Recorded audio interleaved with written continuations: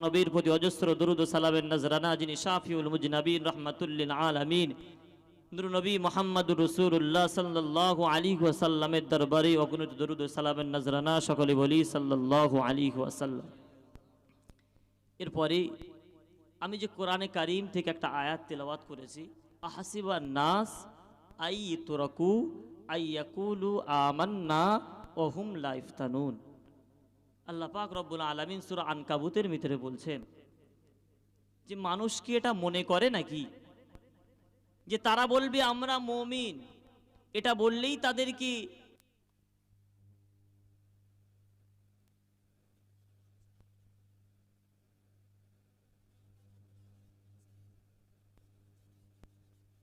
যে তারা বলবে আমরা ঈমানদার, আমরা মুমিন, এ কথা বললেই তাদেরকে ছেড়ে দেওয়া হবে না।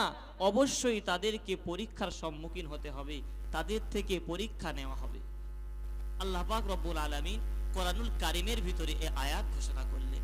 পরীক্ষার ঘোষণা আমাদের হয়ে গিয়েছে, কারণ আল্লাহ আমাদেরকে বড্ড ভালোবাসেন, আল্লাহ আমাদেরকে বড্ড পেয়ার করেন। সেজন্যই আমাদেরকে আগাম পরীক্ষার নোটিশ জারি করে দিয়েছে। আমরা স্কুল মাদ্রাসায় পরীক্ষা হয় তো নাকি বাপ?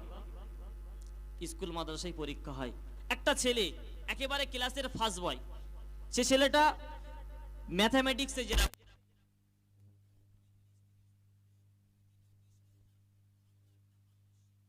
খুব দক্ষ, তিনি একটা দক্ষ স্টুডেন্ট। ওই ছাত্রটাকে যদি হঠাৎ করে যদি পরীক্ষার হলে বসিয়ে দেওয়া হয়, তার ওই দক্ষতা প্রকাশ করতে পারবে?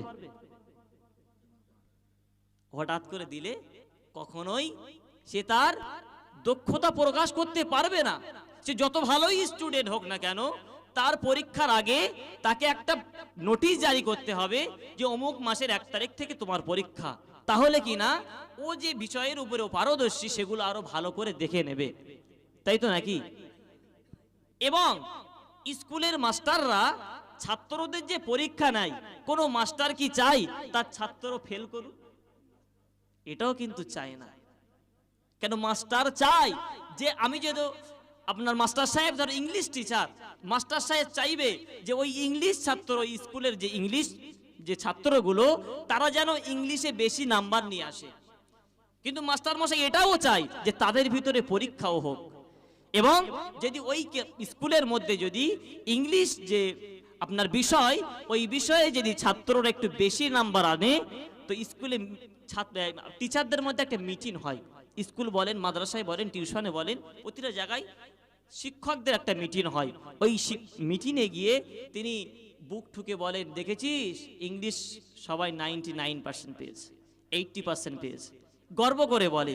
তো আল্লাহ পাক রব্বুল আলামিন আমাদেরকে আগাম পরীক্ষার ঘোষণা দিয়ে এটা বোঝাতে চাইলেন যে বান্দা, তুমি তোমার পরীক্ষার জন্য রেডি থেকো, কারণ আমি আল্লাহ তোমাকে অনেক বেশি ভালোবাসি। এবং তুমি যে পরীক্ষায় ফেল না করো সেটাও আমি আল্লাহ চাই। ওগো আল্লাহর বান্দারা, আল্লাহ পাক রব্বুল আলামিন কোরআন শরীফের মধ্যে ঘোষণা করলেন, আসিবান নাস আইয়ুতরাকু আইয়াকুলু আমান্না ওয়া হুম লা ইফতানুন। ও আমার বান্দা বান্দিরা, আমি আল্লাহ পাক রব্বুল আলামিন জানিয়ে দিলাম, তোমরা কি মনে করছো নাকি তোমরা নিজেরা বলবে আমরা ঈমানদার, আমরা মুমিন? এ কথা বললে তোমাদেরকে ছেড়ে দেওয়া হবে? এ কথা বললেই তো তোমাদেরকে ছেড়ে দেওয়া হবে না। অবশ্যই তোমাদেরকে পরীক্ষার সম্মুখীন করা হবে, অবশ্যই তোমাদেরকে পরীক্ষার সম্মুখীন হতে হবে। ও বাবাজি ভাইয়েরা, আমাদেরকেও পরীক্ষার জন্য রেডি থাকতে হবে। তবে বাবা মার ভাইরা, আমার বাবাজিরা, একটুখানি বুঝুন, ওই যে সমস্ত ছাত্ররা স্কুল কিংবা টিউশন কিংবা মাদ্রাসার মধ্যে পরীক্ষা দেয়, ওই ছাত্রগুলো সব সময় একটা টিচারের কাছে যায়। ছাত্রগুলো ইংলিশ টিচারের কাছে ছুটে গিয়ে বলে, স্যার আমরা সারা বছর পড়েছি, গোটা বইটা পড়ে ফেলেছি, হাজার হাজার হাজার হাজার প্রশ্ন রয়েছে, এতগুলো প্রশ্ন তো মুখস্থ করা করা আমাদের জন্য সম্ভব নয়। এতগুলো প্রশ্ন তো মুখস্থ করা আমাদের পক্ষে সম্ভব হয়ে উঠছে না।